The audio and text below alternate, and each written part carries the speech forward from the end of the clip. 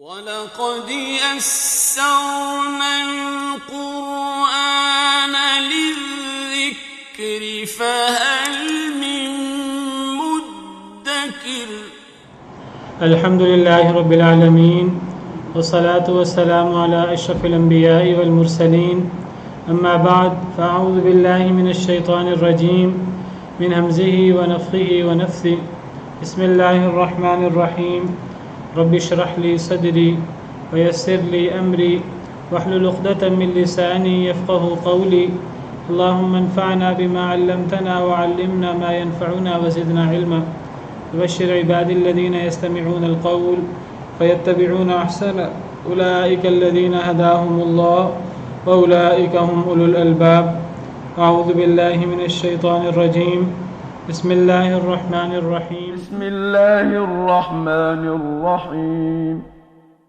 قل أعوذ برب الفلق من شر ما خلق بسم اللہ الرحمن الرحیم قل اعوذ برب الفلق، کہہ دیجئے میں پناہ میں آتا ہوں فلق کے رب کی، میں فلق کے رب کی پناہ میں آتا ہوں، میں اللہ کی پناہ میں آتا ہوں۔ کس چیز سے وہ آگے آ رہا ہے؟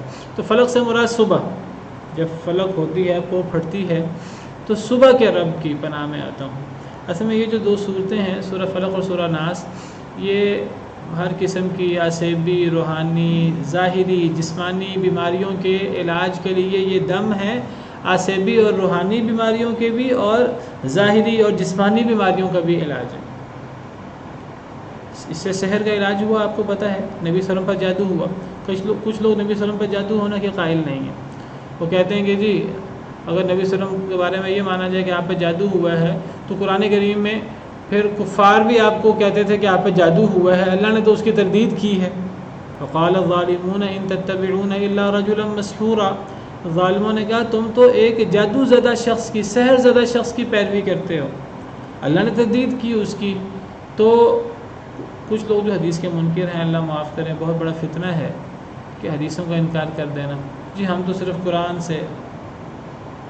قرآن کے ہم قائل ہیں، ہم حدیثوں کے قائل نہیں ہیں۔ بھئی قرآن کو سمجھو کہ کیسے حدیثوں کے بغیر؟ تو صحیح بخاری وغیرہ کے احادیث میں قرآن کریم سے ثابت ہوتا ہے نبیوں پر جادو ہوا ہے۔ تو کچھ لوگ نبی صلی اللہ علیہ وسلم پر جادو کے قائل نہیں ہیں، حالانکہ یہ جو دو صورتیں نازل ہوئی ہیں آخر کی، ان دونوں صورتوں کو پڑھ کر نبی صلی اللہ علیہ وسلم نے جادو کا علاج کیا تھا۔ 11 سوئیاں چبوئی گئی تھیں، تو آپ ایک ایک صورت پڑھتے گئے اور ایک ایک گرہ لگائی گئی تھی، تو ایک ایک گرہ کھلتی گئی۔ تو ان صورتوں کے ذریعے جادو کا، روحانی امراض کا علاج ہوتا ہے، اور ان صورتوں کے ذریعے جسمانی اور ظاہری امراض کا بھی علاج ہوتا ہے، ان صورتوں سے بھی اور پورے قرآن کریم سے بھی۔ قرآن کریم سینے کی بیماریوں کا علاج بھی ہے، روحانی بیماریوں کا اور جسمانی بیماریوں کا علاج بھی ہے۔ جس طرح اللہ تعالیٰ فرماتے ہیں یا ایھا الناس قد جاءتکم موعظۃ من ربکم وشفاء لما فی الصدور، اے لوگوں تمہارے پاس اللہ کی طرف سے نصیحت آ چکی ہے اور سینوں کی شفا آ چکی ہے، یعنی قرآن۔ اور دوسری آیت میں اللہ فرماتے ہیں وَنُنَزِّلُ مِنَ الْقُرْآنِ مَا هُوَ شِفَاءٌ وَرَحْمَةٌ لِّلْمُؤْمِنِينَ، ہم قرآن نازل کرتے ہیں جس میں شفا بھی ہے اور مومنین کے لیے رحمت بھی ہے۔ قُلْ هُوَ لِلَّذِينَ آمَنُوا هُدًى وَشِفَاءٌ، کہہ دیجئے قرآن ایمان والوں کے لیے ہدایت بھی ہے اور شفا بھی ہے۔ ایمان والوں کے لیے کیوں ہے، دوسروں کے لیے کیوں نہیں ہے؟ اس لیے کہ وہ اس عقیدے اور اس یقین کے مطابق پڑھتے نہیں ہیں۔ جو اس عقیدے اور اس یقین کے مطابق قرآن کو پڑھے اسے ہدایت بھی ملے گی، رحمت بھی قرآن ان کے لیے ہوگا اور قرآن ان کے لیے شفا بھی ہوگا۔ اس کے لیے عقیدہ ہونا ضروری ہے۔ سورہ فاتحہ کے ذریعے آپ کو پتہ ہے کہ جسمانی بیماری کا علاج کیا گیا، سانپ کے کاٹے گا، صحیح حدیث ہے، مشہور حدیث ہے، اور میں نے بھی آپ کو حدیث بیان کی، صحیح حدیث ہے۔ امام حیثمی بہت بڑے محدث ہیں، انہوں نے حدیث کو صحیح قرار دیا ہے کہ نبی صلی اللہ علیہ وسلم کو بچھو نے کاٹ لیا تو سورہ کافرون، سورہ اخلاص اور سورہ ناس پڑھ کر نبی صلی اللہ علیہ وسلم نے دم کیا، اللہ نے شفا دے دی۔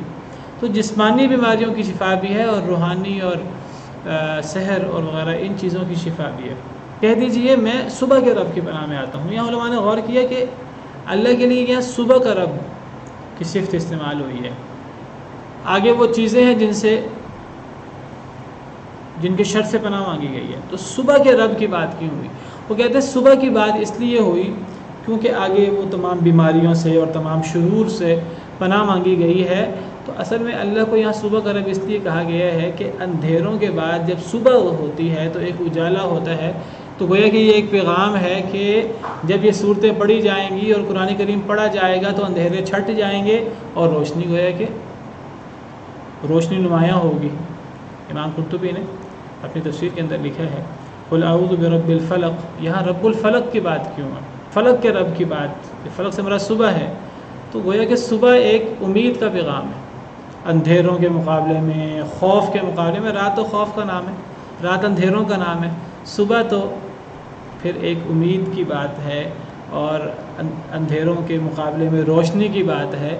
تو گویا کہ جب یہ صورتیں اور دیگر قرآن کریم کو عقیدے کے ساتھ پڑھا جاتا ہے تو گویا کہ پھر انسان رات کے اندھیروں کے مقابلے میں صبح ہوتی ہے اور امید انسان کو ہوتی ہے اور انسان صحت یاب ہوتا ہے، اپنی بیماریوں کا بھی علاج کرتا ہے، روحانی، جسمانی، اور اپنے عقائد کا اور اپنے جو ہے وہ مسائل کا علاج بھی کرتا ہے۔